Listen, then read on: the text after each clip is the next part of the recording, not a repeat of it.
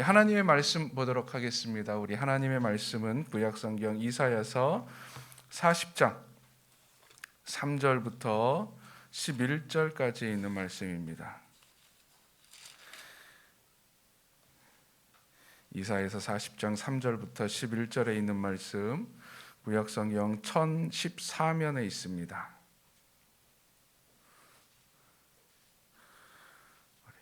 저와 여러분이 한 절씩 교독 드리도록 하겠습니다. 외치는 자의 소리여, 이르되 너희는 광야에서 여호와의 길을 예비하라. 사막에서 우리 하나님의 대로를 평탄케 하라.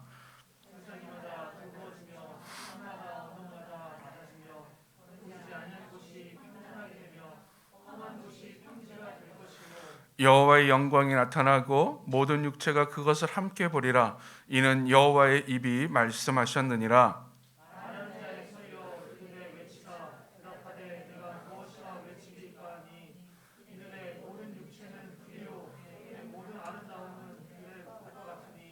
푸른 마르고 꽃이 시듬은 여호와의 기운이 그 위에 불미라. 이 백성은 실로 풀이로다.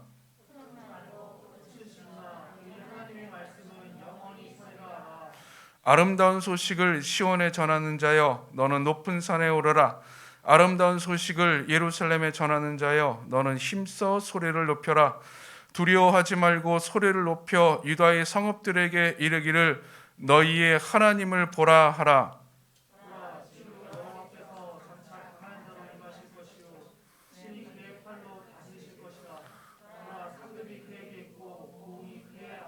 함께 있습니다. 그는 목자같이 양떼를 먹이시며 어린 양을 그 팔로 모아 품에 안으시며 젖먹이는 암컷들을 온순히 인도하시리로다. 아멘.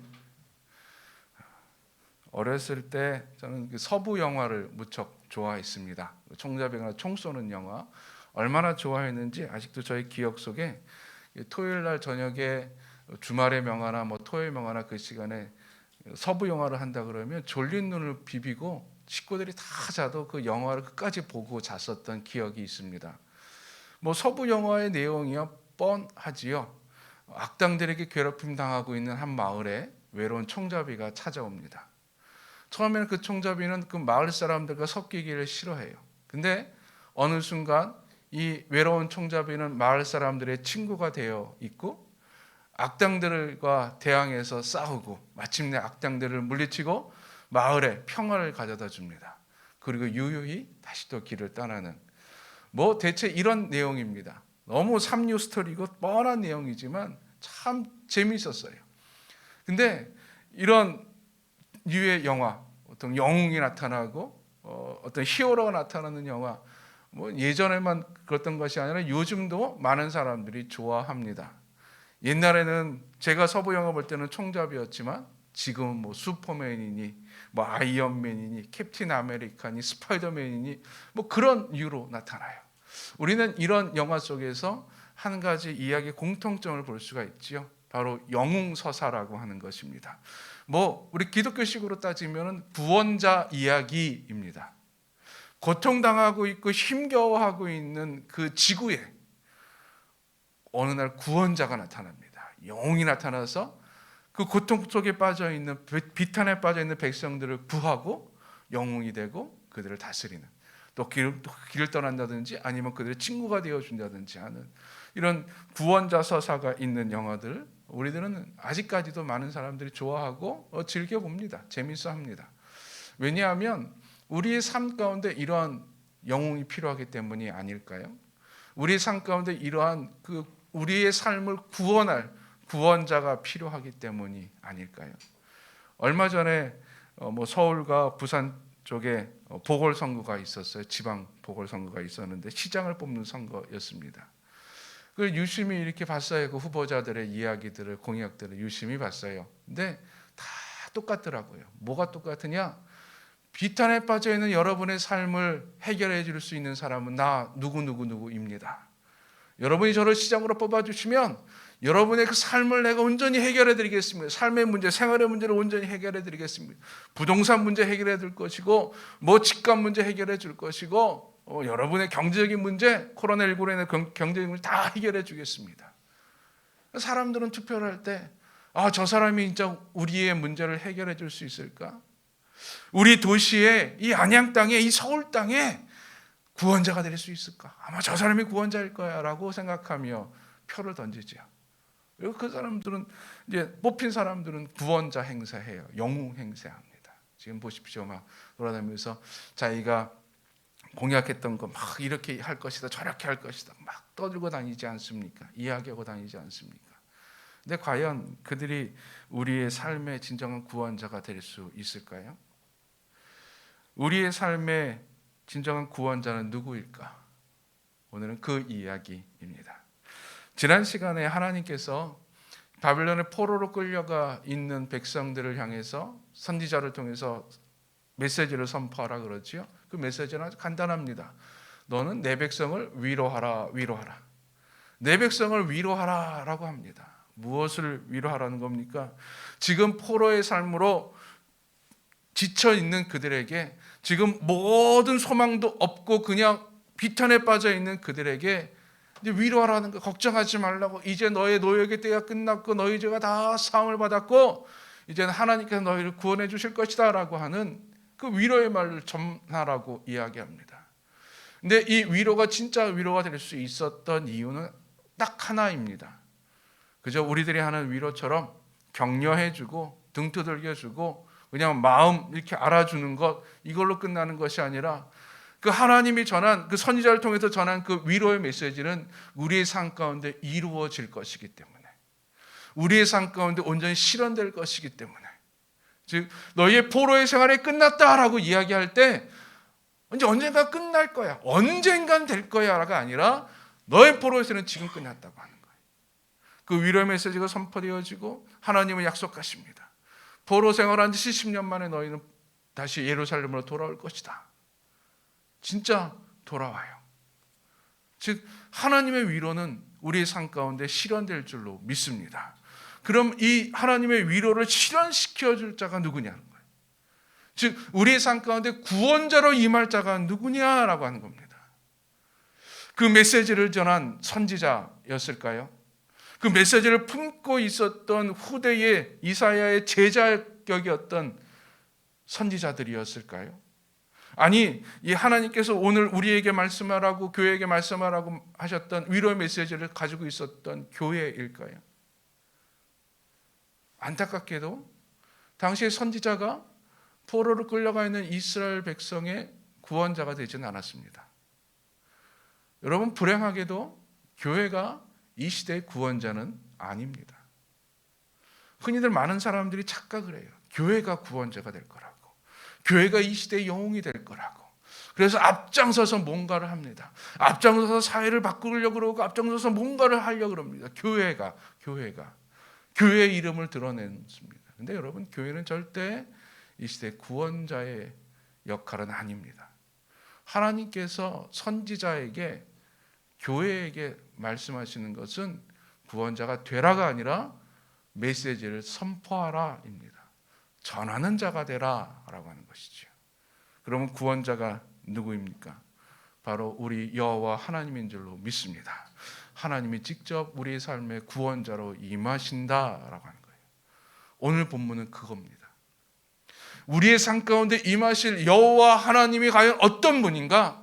왜 그가 우리의 삶의 진정한 구원자가 될 수 있는가? 우리의 비탄에 빠져있는 우리의 삶을 구원해 줄 수 있는가에 대해서 하나님께서는 선지자를 통해서 너는 나를 선포하라 라고 이야기해요. 너는 나를 이야기하라 라고 이야기합니다.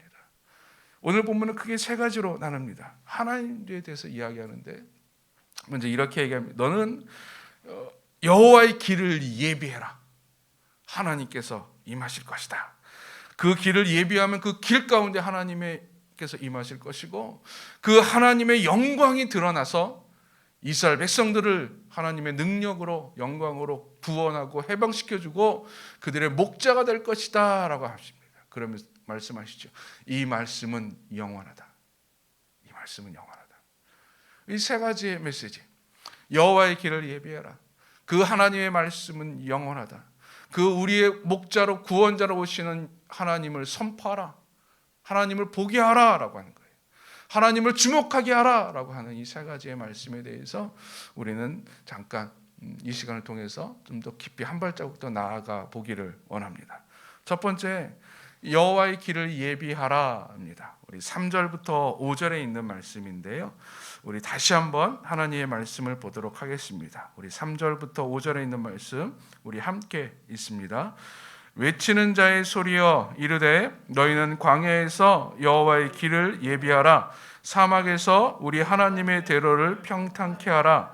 골짜기마다 도두어지며 산마다 언덕마다 낮아지며 고르지 아니한 곳이 평탄하게 되며 험한 곳이 평지가 될 것이요 여호와의 영광이 나타나고 모든 육체가 그것을 함께 보리라. 이는 여호와의 입이 말씀하셨느니라. 아멘. 이 본문을 읽으면서 느껴지는, 이 본문 3절부터 5절을 읽으면서 느껴지는 그림이 하나 있습니다. 어떤 그림이냐 하면은 많은 추석학자들의 성경학자들이 이야기하고 또 이 예언서를 직접 읽을 당시에, 선포될 당시에 이스라엘 백성들이 그렸던 그림은 바로 이겁니다. 왕의 개선 행진입니다. 승리하고 큰 업적을 이룬 왕이 이제는 자기의 전리품을 가지고 또 승리함의 그 영광을 가지고 이제 개선 행진하는 거예요. 그 개선 행진하는 그 길을 닦는 것입니다.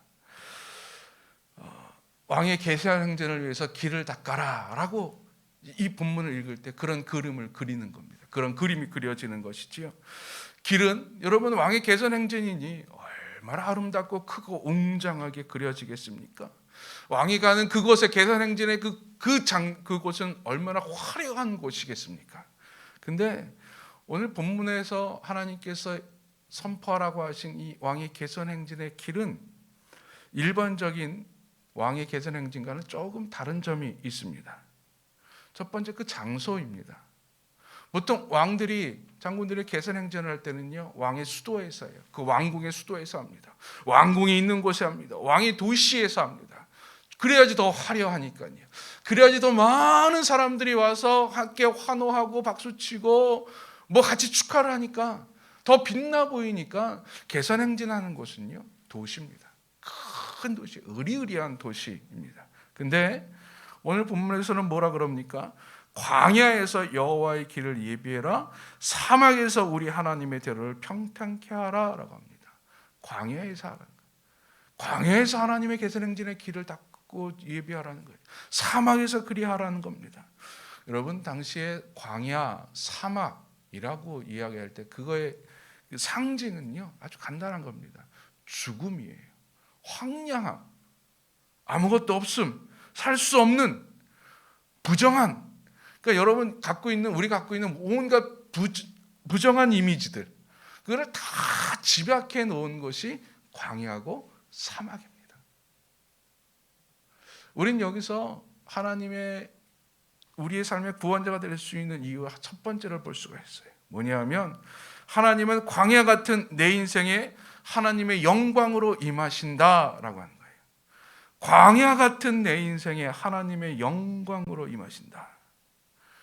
여러분, 광야에서, 사막에서 그럴 때 이 광야 사막은요, 당시 이스라엘 사람들의 모습이었습니다. 그 처지였어요.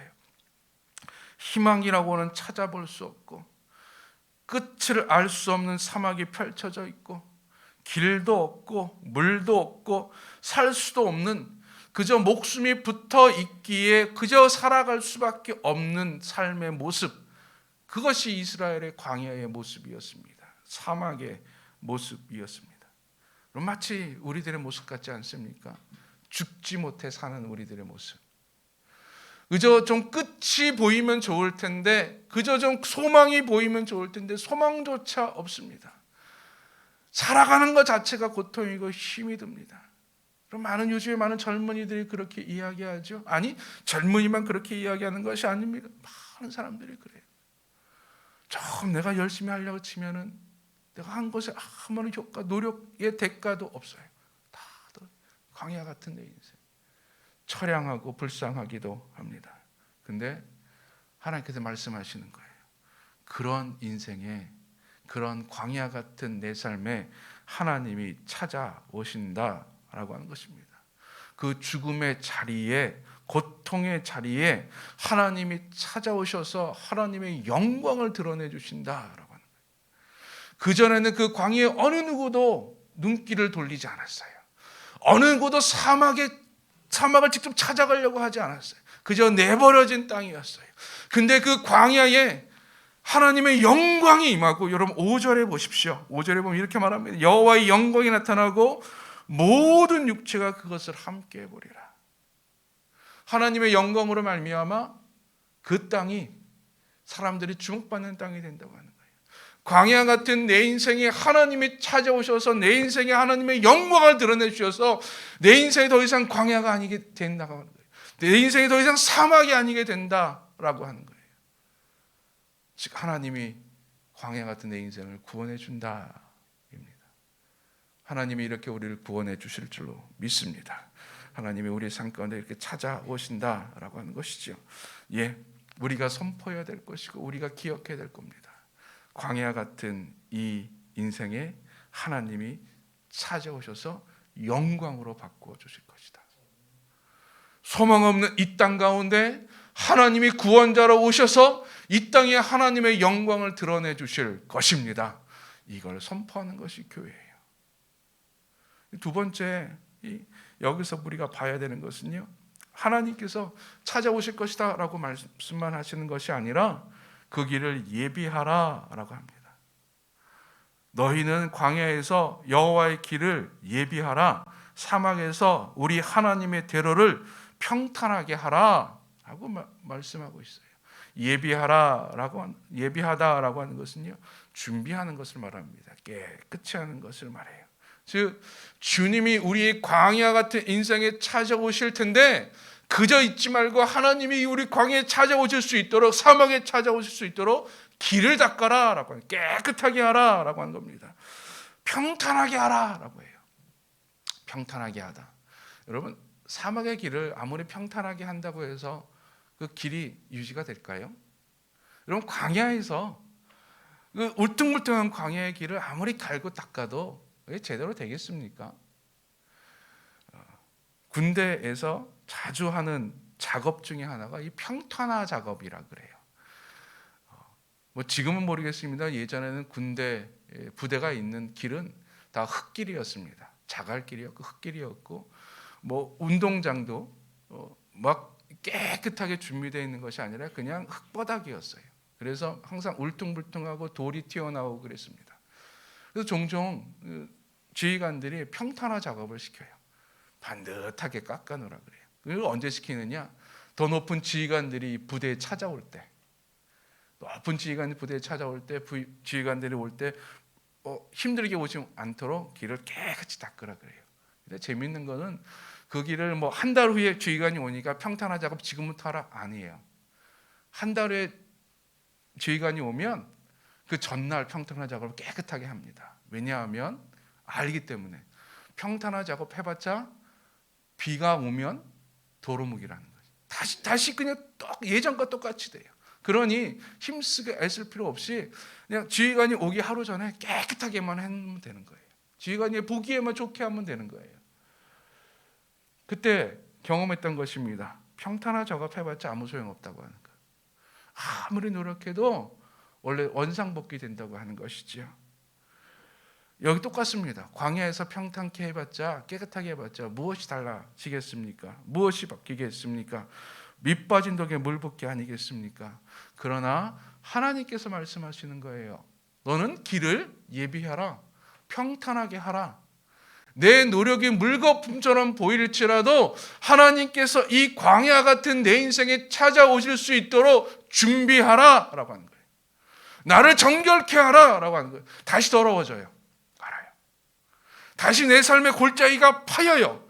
그러나 그럼에도 불구하고 내가 더러워지면 다시 깨끗하게 하고, 다시 더러우면 다시 깨끗하게 하고, 늘 그렇게 노력하라고 하는 거예요.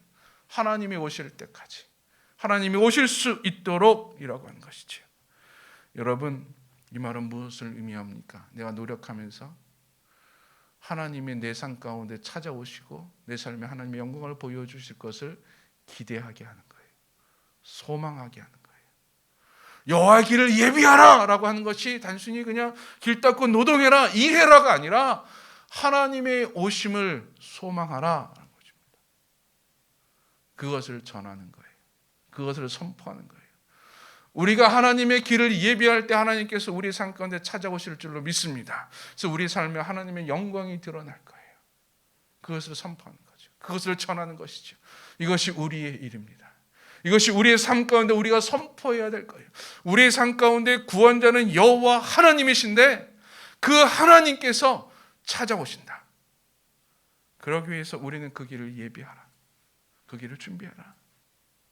하나님이 오셔서 우리 삶 가운데 하나님의 영광으로 가득 차게 해 주실 줄로 믿습니다. 두 번째, 하나님께서 또 이렇게 말씀하세요. 하나님께서 이렇게 말씀하셨는데 5절 마지막에 보면은 이는 여호와의 입이 말씀하셨느니라. 여러분, 근데 우리 주변에는 공수표가 참 많지요. 말을 하고 그 말대로 안 지키는 것들이 참 많이 있습니다. 근데 하나님께서 구원자가 될 수 있는 두 번째 이유를 6절부터 8절까지 이렇게 설명해 주고 있습니다.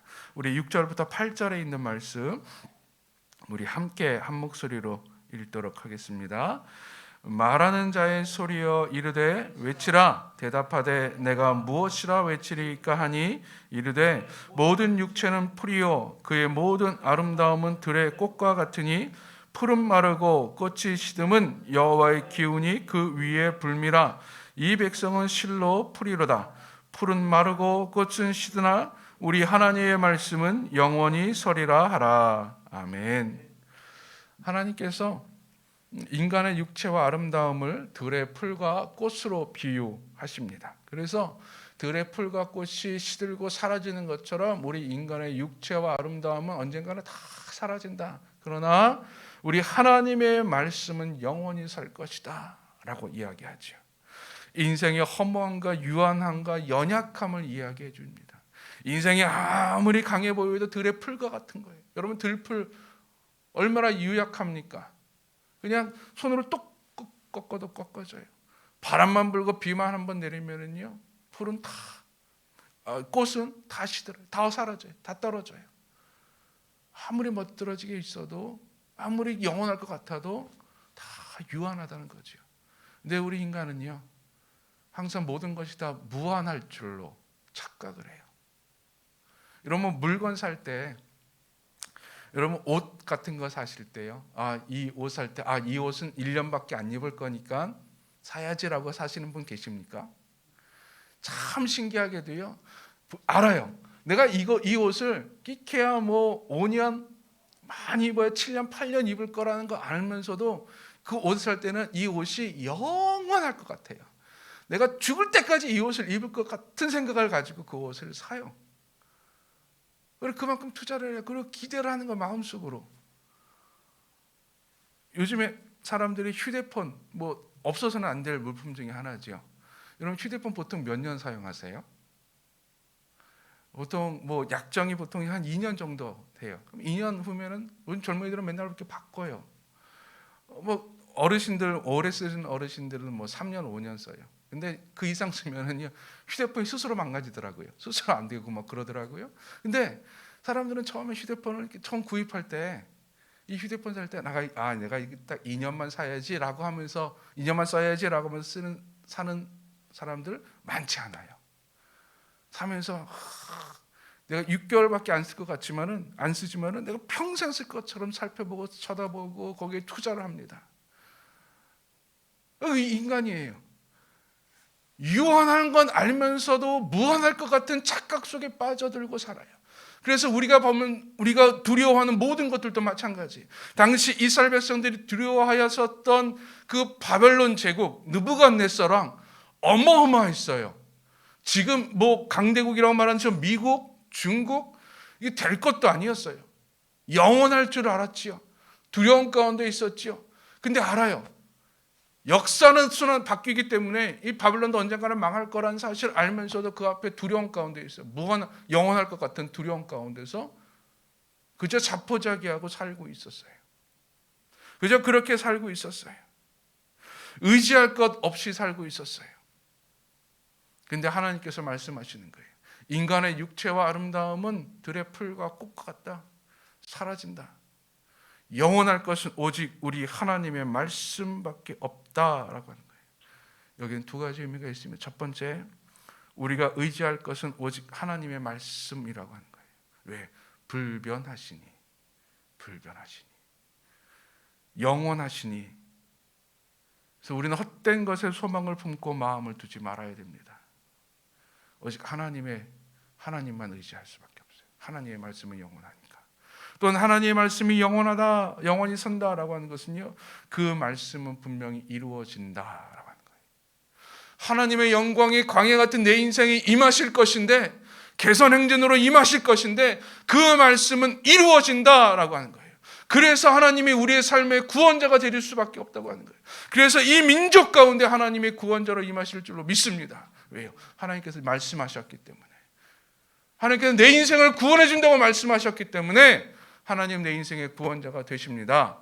예수님이 나를 사랑하신다고, 나를 위해 십자가 못 박혀 돌아가셨다고 말씀하셨기 때문에 그 예수님이 우리의 구원자가 되시는 거예요.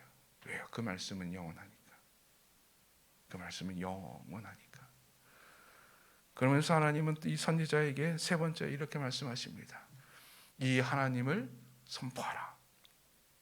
9절부터 11절에 있는 말씀인데요, 우리 9절부터 11절에 있는 말씀 우리 함께 한 목소리로 봉독합니다. 아름다운 소식을 시온에 전하는 자여, 너는 높은 산에 오르라. 아름다운 소식을 예루살렘에 전하는 자여, 너는 힘써 소리를 높이라. 두려워하지 말고 소리를 높여 유다의 성읍들에게 이르기를 너희의 하나님을 보라 하라. 보라, 주 여호와께서 장차 강한 자로 임하실 것이요 친히 그의 팔로 다스리실 것이라. 보라, 상급이 그에게 있고 보응이 그의 앞에 있으며 그는 목자같이 양떼를 먹이시며 어린 양을 그 팔로 모아 품에 안으시며 젖먹이는 암컷들을 온순히 인도하시리로다. 아멘. 하나님의 세 번째 메시지입니다.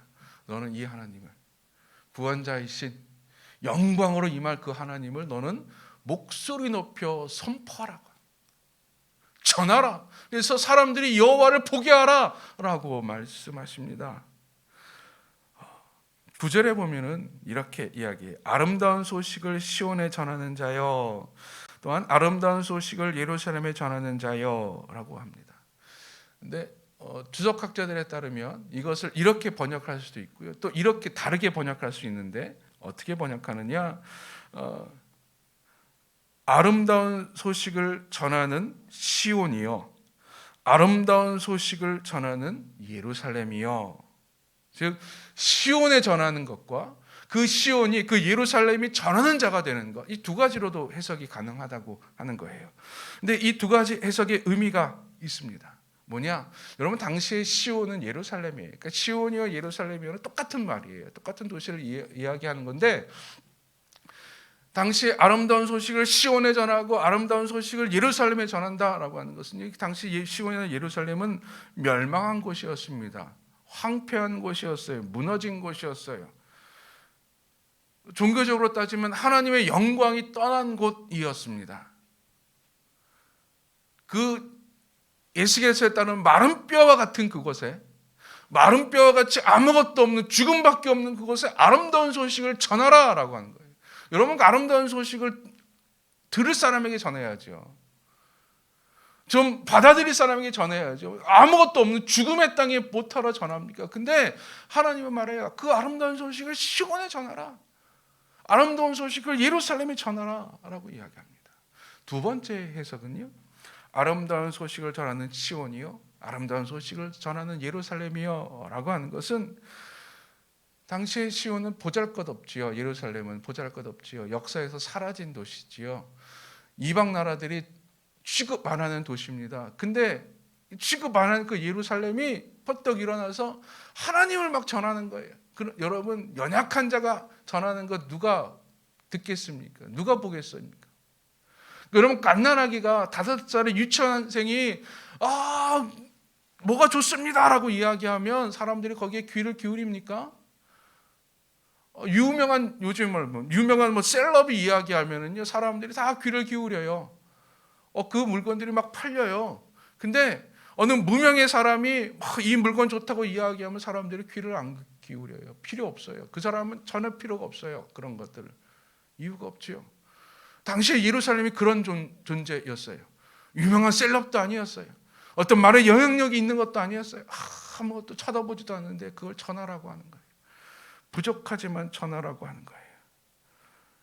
과연 사람들이 귀를 기울일까요? 여기에 하나님의 귀한 메시지가 있습니다. 아무리 귀를 기울여 줄 것 같지 않는 자들에게도 하나님의 그 복음을 전하라 하는 거예요. 네가 아무리 보잘것없어도 하나님의 말씀을 전하는 자로 살아라 라고 합니다.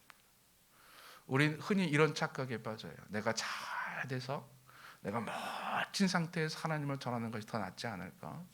그렇죠? 내가 증거가 되니까 멋지게 전하는 거예요. 그때까지 참고 기다리는 거예요. 그때까지 인내하고 하나님의 말씀을 전하지 않고 준비하고 있는 거예요. 한 수가 뻥 터뜨리는 거예요. 그게 더 멋질 것 같아요. 근데 하나님은 그렇게만 말씀하지 아니하세요. 네가 잘 된 다음에 위대해진 다음에 너가 다시 또 회복된 다음에 하나님의 말씀을 전하라고 하는 것이 아니라 지금 그 상황에서 하나님의 말씀을 전하라고 하는 거예요. 네가 어느 자리에 있든지 간에 하나님의 말씀을 전하라는 거예요. 하나님을 보게 하라고 하는 거예요. 어떤 하나님? 우리의 목자 되시는 하나님. 보세요. 11절에 그는 목자같이 양떼를 먹이시며 10절에 보세요. 그 장차 강한 자로 임하실 것이라. 당시에 하나님에 대한 이해는요, 사람들이 어떻게 생각했는지 아세요? 그 이스라엘의 하나님이었잖아요. 근데 이스라엘이 망했어요. 그럼 상대의 사람들은 이렇게 생각합니다. 이스라엘이 망한 것은 하나님이 망한 것 같게 봤어요. 즉 망한 신이에요. 아니 좀 더 좋게 순화한다면 자기의 백성을 돌보지 못한 신이에요. 자기의 백성을 버린 신이에요. 그 하나님을 전하라 그러니 누가 그 하나님을 바라보겠습니까? 그 하나님이 강한 자로 승리자로 올 것이라고 전하라 그러니 누가 그것에 귀를 기울이겠습니까? 사람들이 하나님에 대한 이미지가 좋지 않아요. 사람들이 신에 대해서 별로 선하게 생각하지 않아요. 그럼에도 불구하고 하나님은 말씀하십니다. 이 땅에 구원자로 오실 그 하나님을 전하라. 그 하나님을 보게 하라. 이것이 너의 사명이다. 이것이 우리의 사명입니다. 이것이 우리 교회의 사명입니다. 그러는 거예요. 이 땅의 구원자는 오직 여호와 하나님 한 분뿐인 줄로 믿습니다. 우리의 삶의 구원자는 여호와 하나님이에요. 그 하나님이 광야 같은 사막 같은 우리의 인생 가운데 찾아오셔서 영광을 드러내 주실 것입니다. 그날을 기대하며 우리는 우리의 길을 가는 거예요. 그 하나님의 말씀이 영원함을 의지하며 그 하나님을 전하고 선포하는 거예요. 여러분 먼저 내 인생에 그러한 하나님을 선포할 수 있기를 바랍니다. 내 무너져 있는 내 삶 가운데 그 하나님을 전하기를 바랍니다. 내 인생아 내 영혼아 깨어라. 하나님께서 임하실 것이다. 하나님의 영광이 내 삶 가운데 나타날 것이다.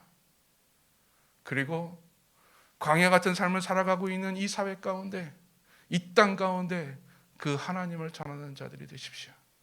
이것이 우리의 사명이요 우리가 가야 될 길인 줄로 믿습니다. 끝까지 복음이 전해질 때까지 증인된 삶을 결코 쉬지 않으리. 땅 끝까지 복음이 전해질 때까지